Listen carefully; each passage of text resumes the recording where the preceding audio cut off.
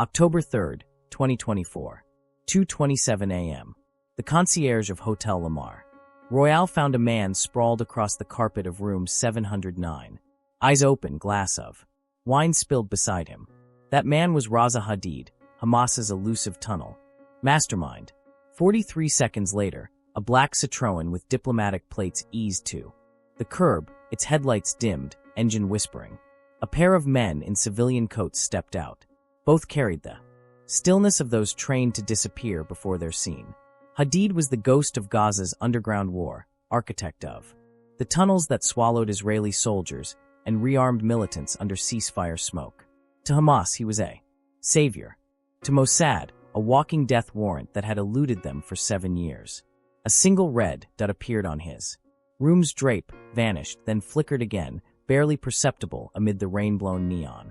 Down in the hotel bar, a woman stirred her drink, her reflection watching the hallway camera feed on a phone hidden under her scarf. Outside, Paris moved in careless rhythm. Laughter, taxis. Perfume, the murmur of tourists. But beneath that glitter, something cold was tightening. An invisible hand was drawing a circle that would close before sunrise. At 11:59 p.m., the fire alarm tripped. Guests shuffled out in confusion. Hadid hesitated, grabbed a leather folder, and stepped into the corridor. He never saw the man leaning against the exit door, the one who whispered into his sleeve. Target confirmed. Phase 1 green. What unfolded next would turn a Parisian hotel into the silent stage of an Operation Israel would never acknowledge, and Hamas would never forgive. If you love real-world espionage, covert missions, and untold intelligence stories, this one's for you. Before we continue, take a second, drop your city in the comments so we know where you're watching from. And if stories like this fascinate you, the kind where truth hides in the shadows of history, hit like and subscribe so we can reach more curious minds like you. Every click helps us uncover another hidden chapter of the world's silent wars. And trust me, this story is about to go much deeper. Who was Raza Hadid? And why did Mossad chase him across 3 continents? To the world, he was no one. No records, no passport, no family under his name. But beneath the ruins of Gaza, he was called the Engineer of Shadows. Born in Rafah's narrow alleys, Hadid grew up inhaling the dust of conflict. A construction worker by day, he became Hamas's most secret asset by night, designing a labyrinth of underground tunnels so vast Israeli drones couldn't trace them. Each tunnel meant weapons, hostages out, and power that could defy an army. For years, Mossad had tried to find him, tracking whispers through Cairo, Beirut, and Istanbul. Each lead vanished in smoke until one coded message intercepted by Unit 8200 revealed something impossible. Hadid was in Paris under diplomatic cover, negotiating with a European arms syndicate. That discovery ignited a decision that bypassed politicians and echoed through Tel Aviv's most secretive corridors. Eliminating him would mean decapitating Hamas's tunnel command, but it would also mean conducting a covert kill mission on European soil, risking global outrage if exposed. But who authorized it? Why Paris? And how did an operation designed to look like a simple extraction turn into one of Mossad's most intricate urban hunts? To understand that night when rain-slicked Parisian streets hid a nation's vengeance, we must first understand the world that created Raza Hadid and the quiet wars fought beneath our feet. By the early 2010s, the Middle East was a pressure cooker of collapsed states, rising militias, and proxy conflicts that blurred borders and allegiances in lethal ways. Western strategies struggled to keep pace with fast-moving regional dynamics and fragmented authority. Israel, surrounded by hostile non-state actors and wary states, prioritized preemption and surgical intelligence to protect its population against asymmetric threats and tunnel warfare. Its doctrine emphasized covert action, technological edge, and surgical strikes without provoking. Palestinian politics were fractious. Hamas governed Gaza with a militant socialist synthesis, while the Palestinian Authority held limited sway in parts of the West Bank. Economic blockades, repeated conflicts, and internal hardened networks that outsourced military expertise to clandestine engineers abroad. The broader global stage mattered. U.S. influence waxed and waned amid shifting priorities. while Russia and regional powers pursued footholds through proxies, Iran-funded militias. Syria's fragmentation created corridors for arms, expertise, and covert transit and networks. European cities, Paris among them, had become chessboards for diaspora politics, fundraising, and low-profile meetings. Between operatives, technocrats, and smugglers, intelligence services monitored these nodes closely, but legal constraints and public scrutiny complicated clandestine operations on continental soil during peacetime ambiguity. Today, technological change reshaped espionage. Satellite imagery, signals interception, and cyber trails reduced some mysteries while creating new blind spots exploited by human tradecraft. Mossad boosted human and tech surveillance, coordinating with partners to map transnational networks and safe houses invisibly deployed. Tunnel warfare emerged as a tactical equalizer. Designs that moved vertically and horizontally beneath battlefields defied aerial surveillance and neutralized superior firepower. Hamas invested in civilian engineering talent, repurposing construction expertise into offensive logistics and subterranean resilience strategies against sieges routinely. Individuals who designed such systems acquired outsized strategic value. Neutralizing a single mastermind could degrade operational capacity and reshape battlefield outcomes. Therefore, intelligence agencies prioritized identification, cultivation, and when necessary, removal, balancing tactical gains with diplomatic fallout in crowded urban centers.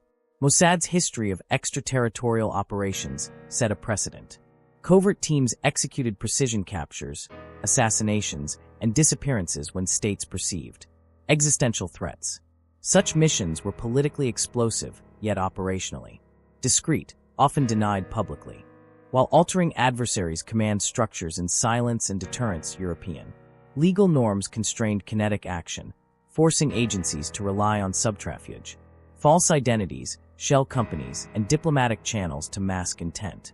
Yet, transnational criminal networks and lax paperwork sometimes provided cover for logistics, enabling operatives to move people and material discreetly.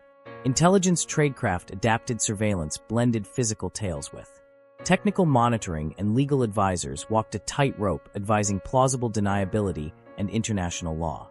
In capitals, diplomats argued consequences while analysts built kill chains, identifying nodes worthy of disruption. Without igniting open conflict, regional alliances were fluid. European tolerance for political refugees clashed with homeland security concerns, complicating extradition and intelligence sharing agreements. Meanwhile, rival powers exploited grievances to fund proxies, further muddying attribution and increasing the risk for operatives stationed far from home. Against this tapestry, Raza Hadid's expertise was rare. A blend of engineering knowledge, local networks, and ideological commitment that made him both invaluable and elusive. His designs connected Gaza's logistics to covert supply lines across borders, elevating his strategic value. In short, the backstage war of intelligence and counterinsurgency made a Paris hotel a credible stage for a decisive encounter. Commanders judged removal could tunnel networks, forcing politicians to weigh immediate security against international repercussions and legal risk carefully. Understanding this context explains why operatives crossed borders, why diplomats whispered denials, and why a single hotel corridor could become history's narrow hinge. It was where tactical immediacy met global politics. Small acts with outsized consequences, hidden from most until revealed. The operation began inside Mossad's clandestine planning room, where a compact team surrounded a map of central Paris, marking hotel exits, camera arcs, delivery entrances, diplomatic routes, and probable escape lanes, while rainfurs and street light reflections shaped timing for movement and concealment. Knowledge was strictly compartmentalized. Only handlers, surveillance specialists, technical support, and a 4-person entry team received full briefings. Each member issued distinct cover stories and documentation to avoid detectable connections, minimizing risk and ensuring any compromise would remain localized and unlikely to expose broader networks. Signals intelligence provided a crucial break. Intermittent encrypted. Phone pings triangulated near Avenue George 5.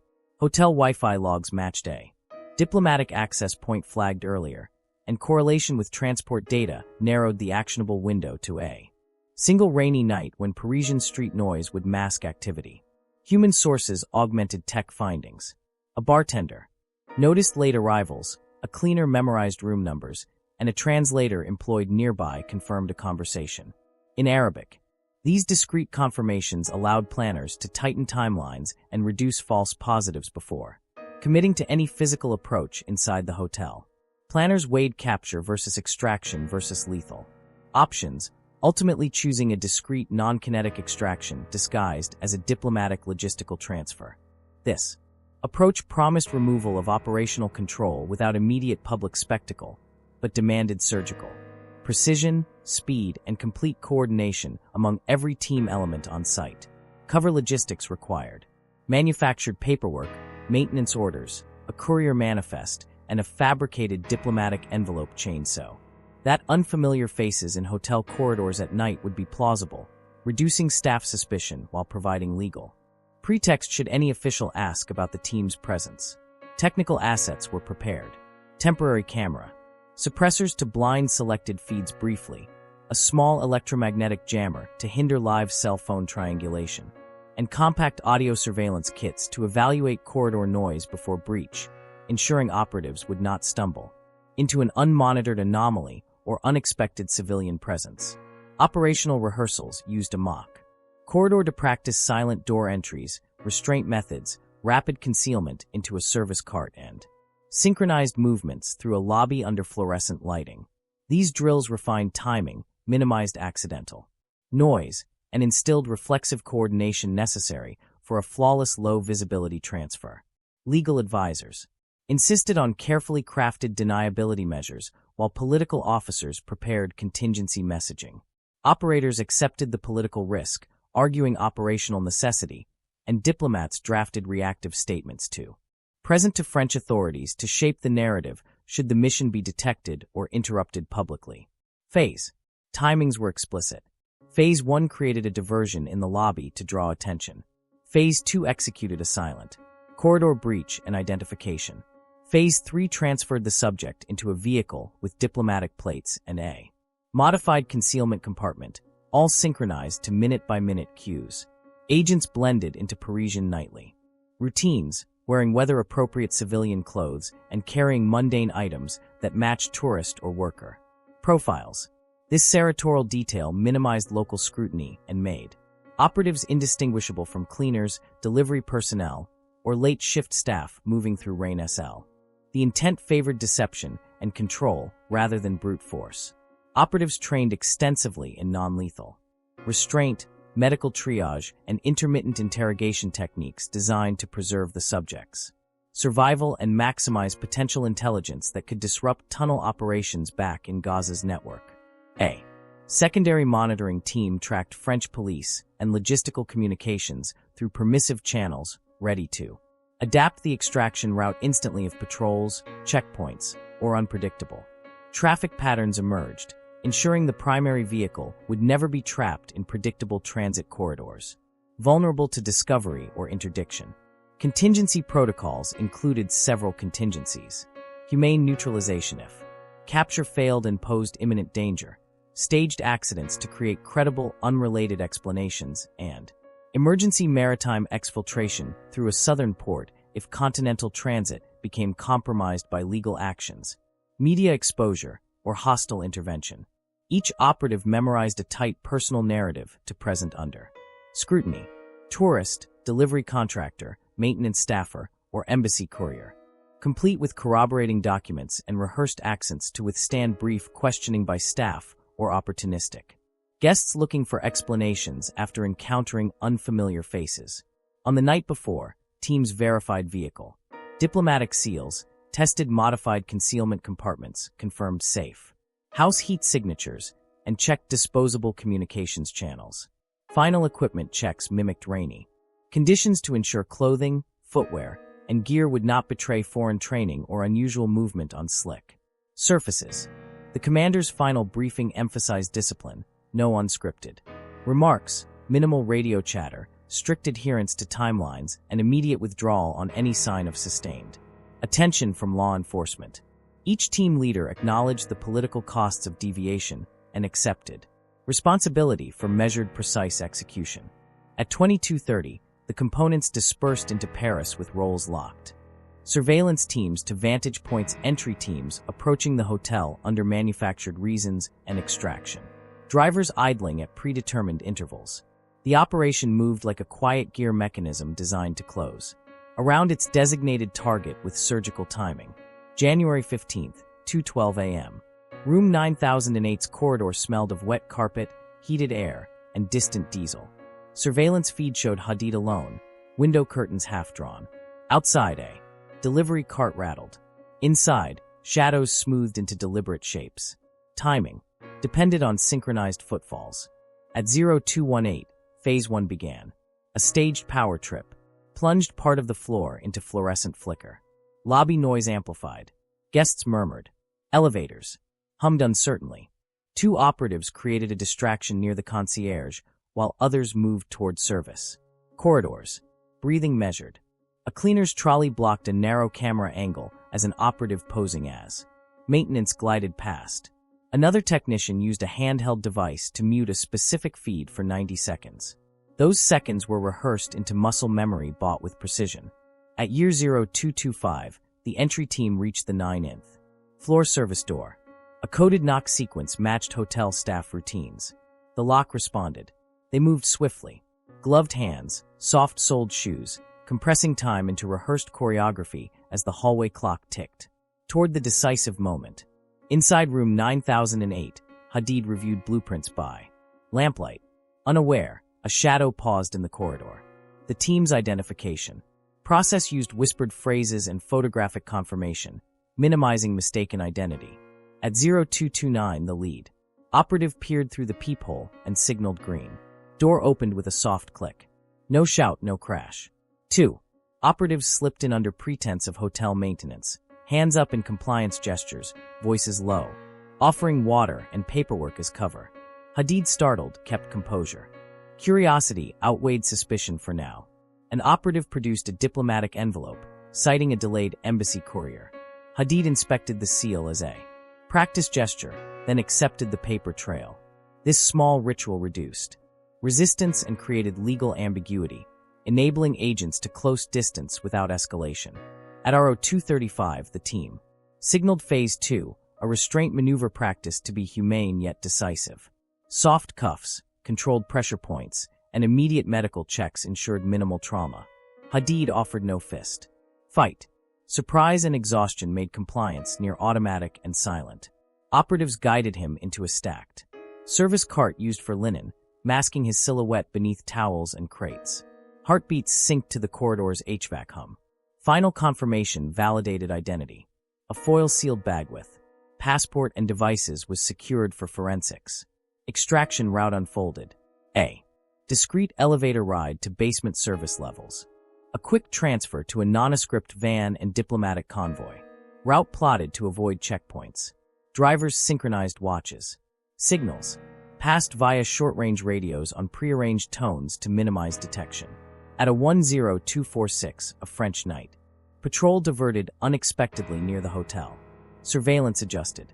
The extraction timeline slipped 3 minutes. Commanders on site considered aborting, but opted for contained adaptation, rerouting through a back alley and delaying elevator descent by 1 cycle instead. The van idled under a soft street light, diplomatic plates half obscured by rain. A shadowy sedan monitored rear approaches. Inside, Hadid lay silent, muffled by linen. Agents tracked his breathing, whispered reassurances, and prepared sedatives in case of panic during transit. Watches read arrow 32 as the convoy crossed the Sen's quieter stretches. Street cameras briefly cut to a municipal feed for maintenance. A pre-planned window. Every signal was timed. Traffic lights, guard rotations, even a late bus is predictable. Route provided camouflage. At 3:15, Intelligence HQ confirmed Farfield. Monitors detected no abnormal international chatter. Command felt cautious optimism. The team slowed near an industrial dock, transferring Hadid to a larger transport disguised as embassy cargo. Crates of medical supplies masked the temporary compartment. An unplanned noise, a container dropped, echoed across the quay. 2 port workers shouted. Movement registered on perimeter cameras. 4:30. Heartbeats, the operation teetered. The commanders chose discretion. Lights dimmed within the transport. Noise barriers deployed, and the convoy resumed slowly. Hours later at 0610, the transport docked at a southern port. A naval liaison coordinated discreet transfer to a vessel flagged to a registry. Weather blurred horizons. Agents wore maritime coveralls. The final seal offered fewer checkpoints, reducing exposure. At 09 as dawn stained the horizon, the vessel slipped into open water. Brief onboard debriefs. Collected initial intelligence. Hadid, sedated but lucid, answered limited. Questions about tunnel schematics and recent contacts. Every answer was recorded, encrypted for analysts ashore. By noon, analysts identified changes to Gaza's tunnel ingress points that could be surveilled and interdicted. Planners shifted focus from immediate elimination to long-term disruption. Mapping supply lines and black market contacts revealed in Hadid's notes became targets for follow-up covert actions. Back in Tel Aviv, political staff debated public messaging while intelligence briefed ministers on legal calculations. The mission's success provided crucial leverage but created diplomatic obligations. Officials prepared deniable statements, legal notes, and contingency plans for potential exposure in courts. Mission outcome. By 14th for Operational Command declared the extraction successful. Hadid was removed from immediate operational control. His capture yielded intelligence that would in months enable targeted interdictions of materials and personnel tied to Gaza's subterranean network. By dawn, Paris woke to whispers hotel staff. Puzzled by unexplained traffic, guests murmuring about a late-night disturbance, and police logging in. Unusual diplomatic convoy departure near Avenue George V. Notes that would ripple through intelligence circles and rumor networks. A terse statement from French police acknowledged an ongoing inquiry, stressing procedural confidentiality. Israeli spokespeople remained silent, issuing no confirmation nor denial, while anonymous officials hinted at a significant intelligence breakthrough that would immediately reshape operational planning against subterranean networks. News feeds filled with speculative threads. Pundits debated legality and sovereignty. Commentators raised alarms about foreign operations on metropolitan soil, while social platforms amplified eyewitness accounts, forged documents, and conflicting photographs that muddied timelines and rapidly heightened diplomatic anxiety between capitals. Hamas issued an angry communique, describing an attack on its network, denouncing foreign aggression and vowing retaliation. Leaders framed the incident as proof of ongoing targeting of Palestinian infrastructure and mobilized sympathizers to rally media, legal, and political resources internationally. In Jerusalem, ministers received classified briefings. Military analysts praised the tactical intelligence yield, while diplomatic teams cautioned against public disclosure that could complicate relations with European partners, emphasizing careful messaging to preserve plausible deniability and avoid escalation in sensitive forums. Within days, law enforcement in multiple countries executed search warrants, targeting suspected procurement networks. Banks froze suspicious accounts, and a handful of low-level facilitators were detained, their interrogations promising leads that could unravel supply channels directly, feeding Gaza's subterranean projects. European politicians faced pressure. Opposition leaders condemned covert foreign actions. Civil liberties groups questioned surveillance overreach, and ministers promised inquiries. The episode drove a fractious debate about balancing counterterrorism with sovereignty, legal oversight, and diplomatic norms across national parliaments broadly. Conspiracy narratives proliferated. Leaked audio, doctored images, and anonymous tip lines fed competing stories about complicity, rogue elements, or state sanction. Each narrative shaped public opinion differently, complicating official investigations and amplifying mistrust between intelligence services and civil society domestically. Hamas framed the capture as martyrdom and heroism, flooding networks with curated images, evocative speeches, and fundraising appeals. Community organizers coordinated vigils while hardliners used the event to bolster recruitment. Narratives, emphasizing resistance and technological ingenuity against perceived occupier forces. Legal. Scholars debated jurisdictional reach. Could a foreign clandestine capture on metropolitan soil qualify as kidnapping, or legitimate counterterrorism under international law? Courts, defenders, and prosecutors began compiling frameworks for possible extradition, diplomatic immunity claims, and transnational criminal liability carefully. Within intelligence communities, operatives celebrated the tactical win privately, but senior analysts cautioned against complacency, stressing that one capture would not end tunnel engineering. Follow-up operations, surveillance, and patience would be necessary to translate immediate success into sustained strategic advantage. Public opinion hardened along existing fault lines. Some hailed the operation as essential defense, applauding action. Others warned of moral cost and diplomatic fallout, arguing that covert killings abroad risked international isolation and emboldened adversaries to portray Israel as lawless. By week's end, an anxious quiet settled across diplomatic backchannels. Investigations continued. Covert follow-ups planned discreetly and civilians resumed routines, though many watched hotel corridors and embassy vehicles with renewed suspicion, knowing modern wars could erupt inside every day. Public spaces. Now, in the weeks following the Paris operation, the story began to fracture. Official records remained sealed, and every retelling contradicted the last. It was no longer an operation. It became legend, each version reflecting the agenda of those repeating it. The Israeli narrative circulated quietly among allied. Briefings described a clean surgical intelligence success. No shots fired, no casualties. A flawless extraction that neutralized a key architect of Hamas's tunnel network. Diplomats privately called it a masterpiece of precision diplomacy, but European intelligence sources disagreed. Some claimed Hadid was never captured alive. They insisted an altercation occurred in the hotel corridor. Quick, brutal, and fatal. According to this account, Mossad agents staged a disappearance using emergency medical transport as camouflage. Another version, allegedly leaked by a former French counterterrorism officer, suggested Parisian authorities were tipped off mid-operation, but chose to look away, preferring silence over confrontation. France had long cooperated quietly with foreign services when discretion served stability. Palestinian accounts told an entirely different story. They claimed Raza Hadid anticipated his hunters, leaving a decoy in Paris while escaping via Istanbul days earlier.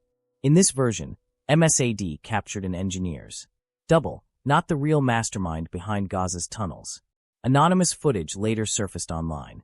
Grainy elevator footage of men in maintenance uniforms time-stamped the night of the operation. Investigators confirmed it was genuine, but inconclusive. No faces clear enough to identify, no proof of Hadid's fate, only silence and speculation afterward. Meanwhile, a French parliamentary subcommittee pressed for answers about violations of sovereignty and intelligence overreach.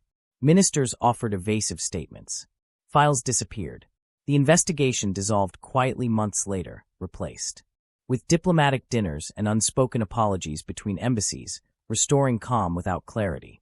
Independent researchers tried reconstructing timelines through leaked communications, but encrypted data and fabricated sources blurred truth.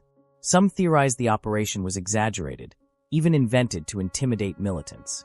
An elaborate psychological warfare campaign disguised as a factual success story. Ethical debates erupted within Israel's own academic circles. Professors questioned whether targeted abductions in neutral nations eroded the moral foundation of security policy. Can a democracy remain pure while defending itself through shadows? Asked one retired intelligence ethicist in Tel Aviv. Others countered. Survival demands what purity forbids. For them, the Paris mission represented a necessary reluctant evil, proof that restraint in asymmetric conflict invites vulnerability, and only decisive, deniable action maintains deterrence. Between these two poles lay the real dilemma of modern espionage. Diplomatic cables hinted at backdoor settlements, compensation for disrupted operations, confidential assurances to French authorities, and unspoken trade-offs. Between intelligence cooperation and public amnesia, Europe's governments, facing terrorism fears, preferred closure over confrontation, burying controversy. Beneath bureaucratic dust, media narratives mutated over time. Documentaries dramatized events with fictional composites. Anonymous insiders published memoirs that blended truth and invention. The line between evidence and embellishment dissolved, feeding a global appetite for spy intrigue more than historical accuracy or accountability. Even within Hamas's circles, contradictions deepened. Some insisted Hadid was martyred. Others whispered he lived under protection in a friendly state, continuing his designs underground. His supposed reappearances, grainy photos from Istanbul, blurred faces in Amman, kept the myth alive and useful. Years later, declassified documents referenced Subject 9008 status. Indeterminate. Intelligence historians debated whether that meant dead, detained, or disappeared. None agreed. The operation remained an ink blot test of belief, each faction seeing validation for its version of justice and truth. What truly happened inside room 908 may never be known. Perhaps that's the point. In the world of espionage, uncertainty itself becomes a weapon, one that can frighten enemies, protect allies, and keep history safely trapped between denial and myth. Militarily, the operation reshaped the balance underground.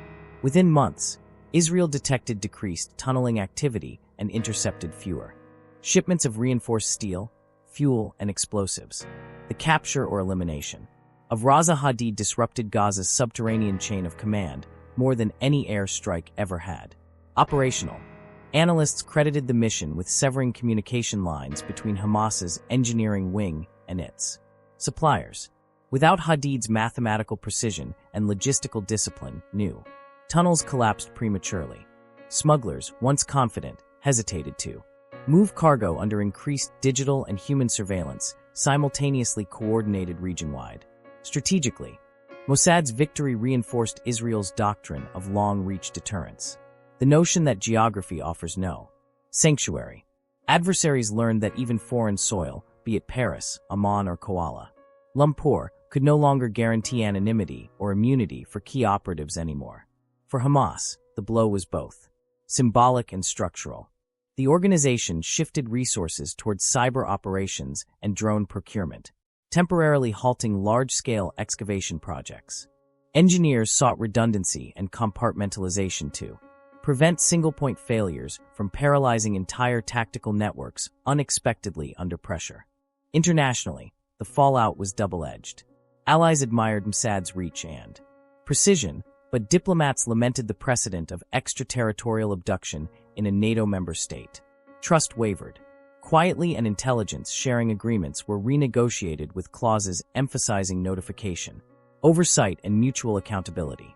In Europe, internal intelligence services reassessed their vulnerabilities. New interagency protocols emerged. Surveillance of dual-purpose engineering. Firms, cross-border watch lists for procurement patterns, and restrictions on diplomatic transport exemptions. Subtle bureaucratic ripples born from one silent night's unacknowledged operation. Meanwhile, Iran and Hezbollah interpreted the Paris episode as escalation. They invested heavily in counter-surveillance, new safe house architecture, and decoy operations designed to confuse pattern recognition. Shadow wars multiplied, transforming quiet European suburbs into unmarked fronts of rival intelligence operations. Inside Israel's defense establishment, analysts debated whether tactical brilliance outweighed diplomatic cost. The Paris mission was celebrated internally as a symphony of precision, but others cautioned that every covert triumph added another layer of international legitimacy, risking isolation and backlash globally.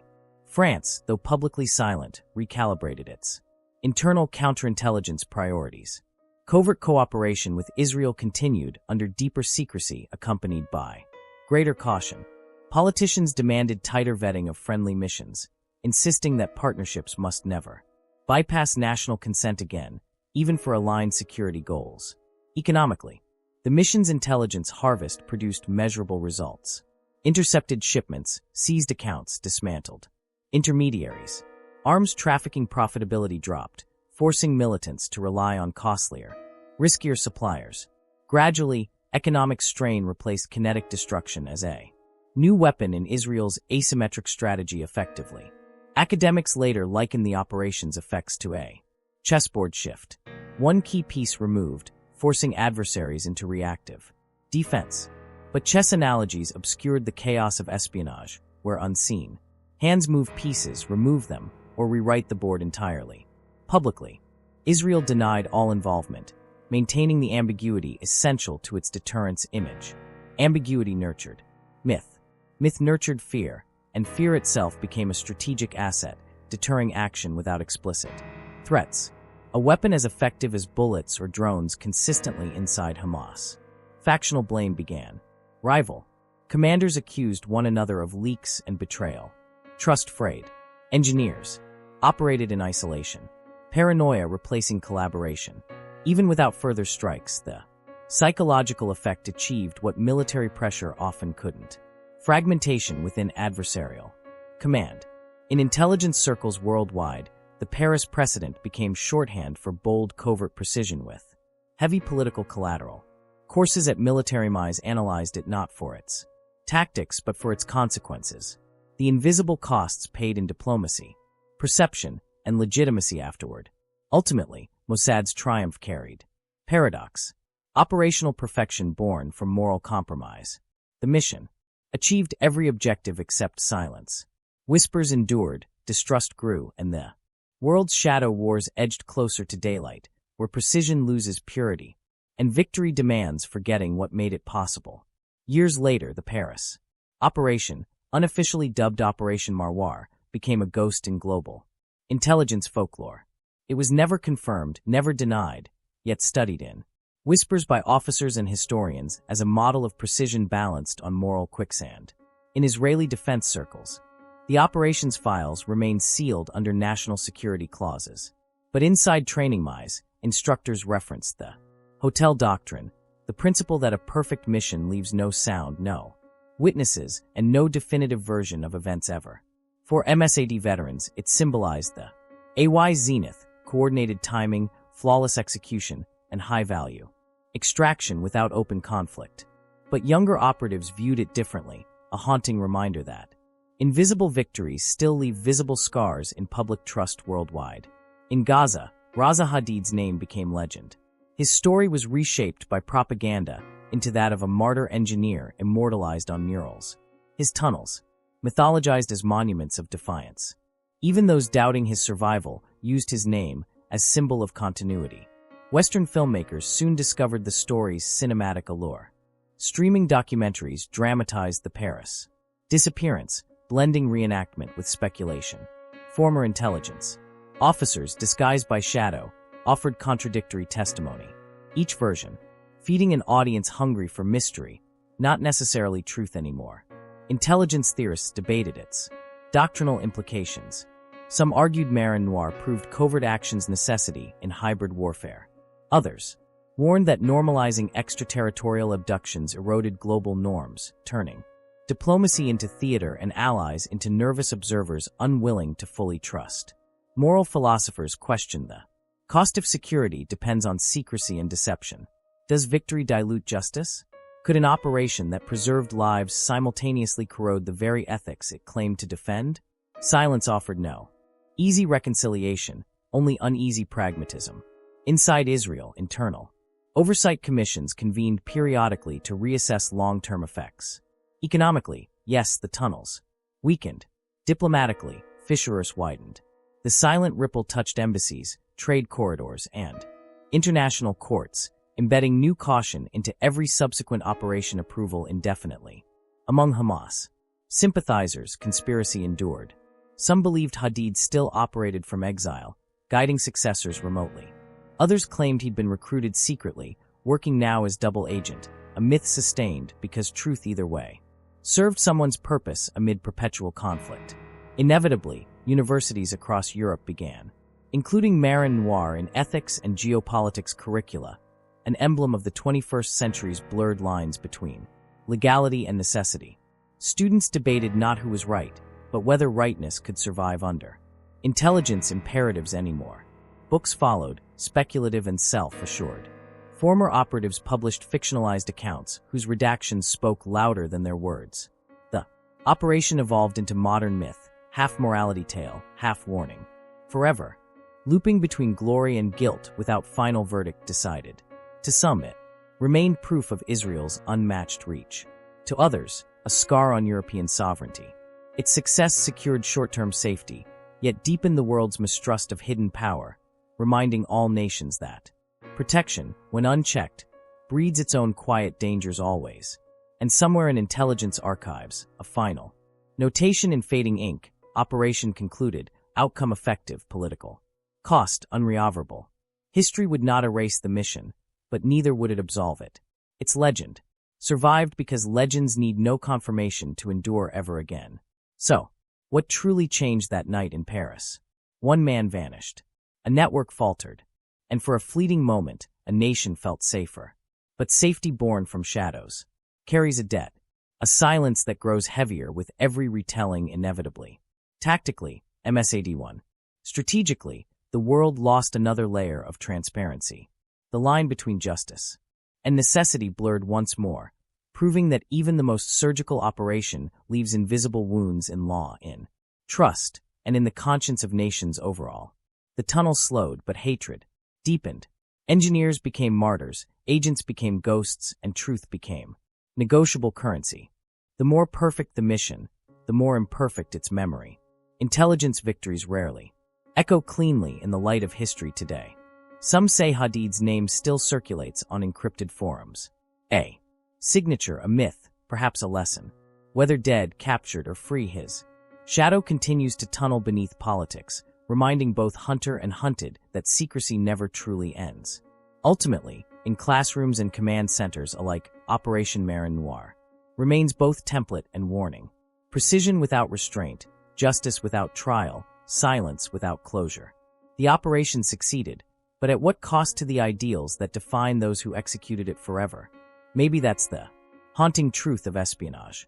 Nations survive by doing what they cannot admit, and every unacknowledged victory becomes another secret too heavy for history to carry without distortion or consequence. In its fragile moral architecture, as Paris returned to its rhythm, lights flickering, rain falling, laughter spilling from cafes, the world moved on. Yet somewhere, deep inside intelligence vaults, the echoes of that night still hum beneath classified locks, waiting to resurface as cautionary whisper stories. Because in the end, every nation must choose: defend its people or defend its principles. Rarely can it do both perfectly. And that's where the shadows begin. The quiet spaces between survival and soul, between victory and remorse unendingly. If this story fascinated you, subscribe and turn on the bell. We're just getting started. More hidden wars untold, missions, and forgotten operatives await in the next story. Your curiosity keeps these secrets alive until truth finally catches.